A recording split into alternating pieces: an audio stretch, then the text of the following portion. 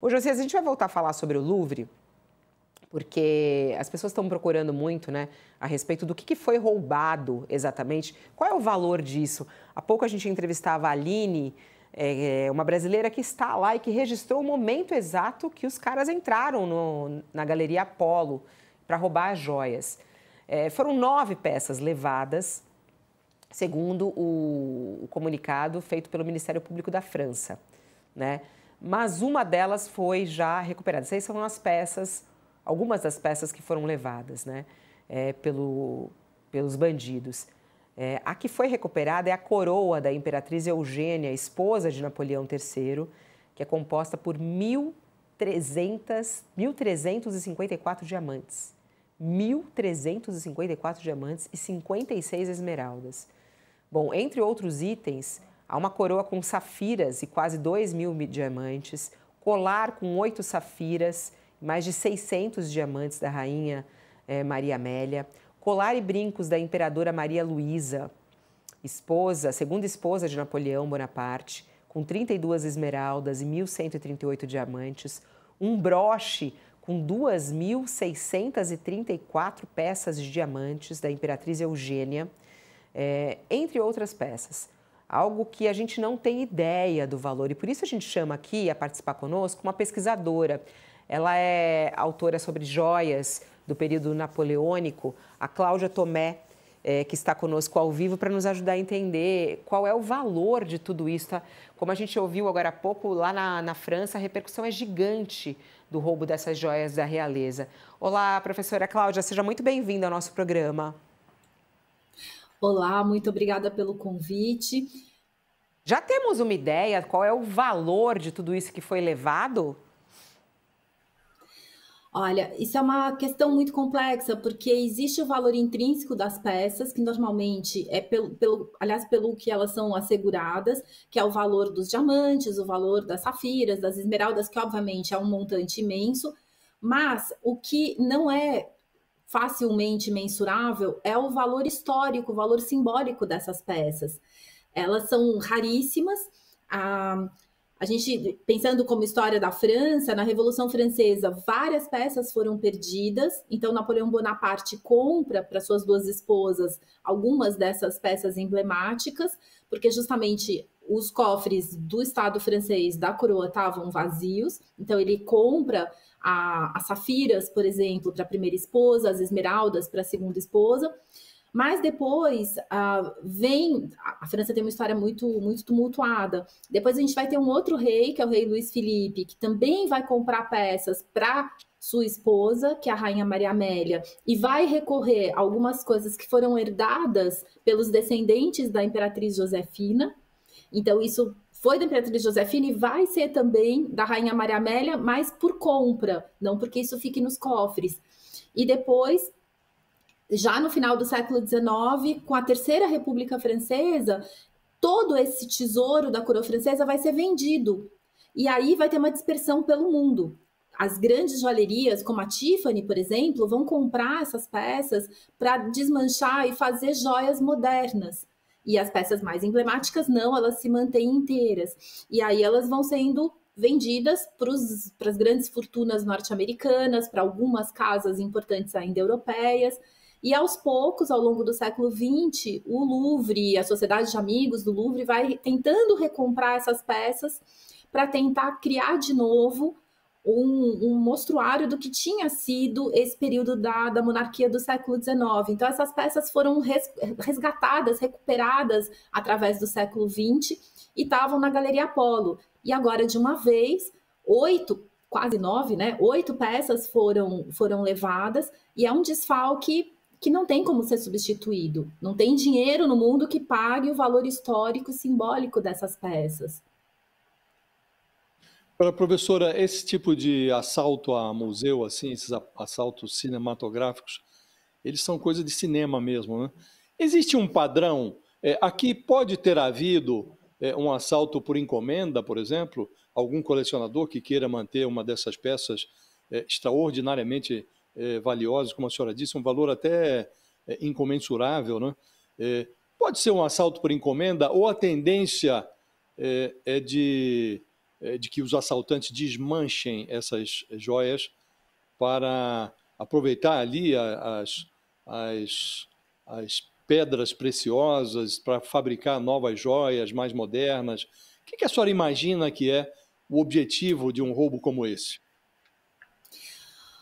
Olha, é difícil a gente ter certeza, porque tudo existe, todas as opções são viáveis. Existe a possibilidade de ter sido um roubo simples, vamos dizer, simplesmente pelo valor intrínseco das peças, porque são diamantes e rubis e safiras e pedras incríveis. Então, isso teria um valor sendo desmanchado, quebrado, desmantelado, sem dúvida. Essa é uma possibilidade. Existe a possibilidade disso ser um roubo em que depois é negociado com o próprio seguro um resgate, e aí então isso também existe nesse mundo de coleções, que é uma opção, e existe a possibilidade, que eu acredito até talvez mais fortemente, disso ter sido uma encomenda de algum colecionador que seja completamente, enfim, inescrupulosamente aficionado pelo período napoleônico. Porque havia... Por que eu penso isso? Porque havia outros diamantes, até de valor mais alto, que não foram levados. E todas as peças têm em comum o fato de terem pertencido de alguma forma à família Bonaparte. Foram ou do Napoleão I para suas duas esposas, ou do Napoleão III para sua esposa. Ou seja, a gente está falando de Napoleão I e Napoleão III, todas elas têm esse denominador comum. E isso me leva a suspeitar que possa ser um roubo encomendado, ou mesmo que não encomendado, quadrilhas que sabem como se movimentar nesse submundo dos mercados clandestinos, que infelizmente existem, né, para joias, para obras de arte, para tantas coisas, artefatos arqueológicos. A gente tem todo um submundo que existe, às vezes pessoas insuspeitas que financiam e mantêm esse comércio.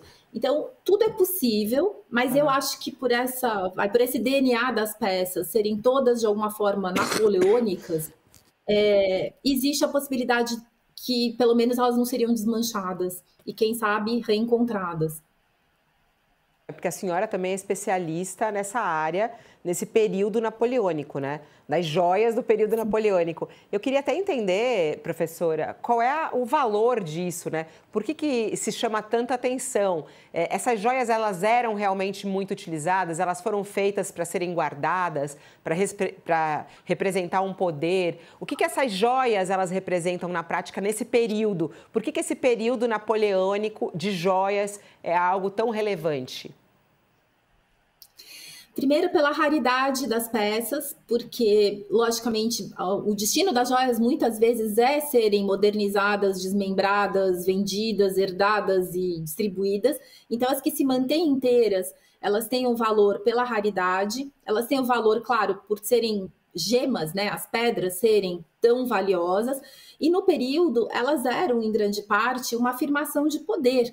Então, o Napoleão se apresentar como esposa, coberta de joias fabulosas, que chamavam a atenção de longe, e depois serem retratadas. A gente tem retratos oficiais das imperatrizes imperatrizes e a rainha usando essas peças.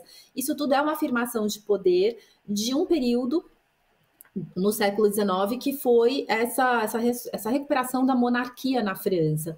Então, essas joias, elas são muito especiais por serem muito valiosas, por terem sido usadas por elas. Não é que elas iam acordar e tomar café da manhã com uma joia dessas. Normalmente eram em banquetes, em cerimônias, mas também, por exemplo, uma dessas peças, a que foi recuperada, essa coroa da Imperatriz Eugênia, esposa do Napoleão III, ela foi encomendada num momento muito específico, em que a França ia fazer uma exposição internacional para mostrar para o mundo que eles estavam, de novo, muito fortes e muito poderosos. E então é feita, exatamente, essa coroa que está sendo mostrada da Imperatriz, ela é feita para esse momento específico, em 1855. Tanto, ela é uma peça tão simbólica que depois, quando ela é vendida pela Terceira República, ela vai ser comprada e devolvida para a Imperatriz como um reconhecimento, né, do que essa joia representava como poder, como símbolo de poder. a Imperatriz Eugênia acaba não tendo filhos vivos, e isso passa para uma outra parente, a Maria Bonaparte, e depois só no século XX ela vai ser comprada pelo Louvre. Então, assim, na verdade ela vai ser comprada por uma pessoa que vai doar para o Louvre, desculpa. Isso é uma doação que é feita já na década de 1980. Então, assim, a gente vê que cada peça tem uma história. A gente pode estudar a história pelas joias, e cada joia tem a sua própria história, meio que a vida secreta dos objetos, assim, né? Como que eles vão tendo histórias próprias, e agora ela tem uma história incrível, porque ela foi roubada e ela, pelo jeito, né, durante a fuga, acabou caindo e foi recuperada. Ela foi danificada, vai ser restaurada, e agora ela vai ser uma das peças, com certeza, mais vistas, mais procuradas no Louvre, porque ela foi a sobrevivente dessa história horrível, desse assalto que aconteceu. Então, a gente tem as histórias pelas peças e a história das peças. Nossa, muito interessante. Eu ficaria aqui horas ouvindo isso. Interessantíssimo. As pessoas ficam perguntando aqui, por exemplo, essas peças todas roubadas, né? Não é fácil vender, é um pouco do que o Josias também estava perguntando, né? Isso não vai ser fácil vender, é algo que parece muito direcionado, né?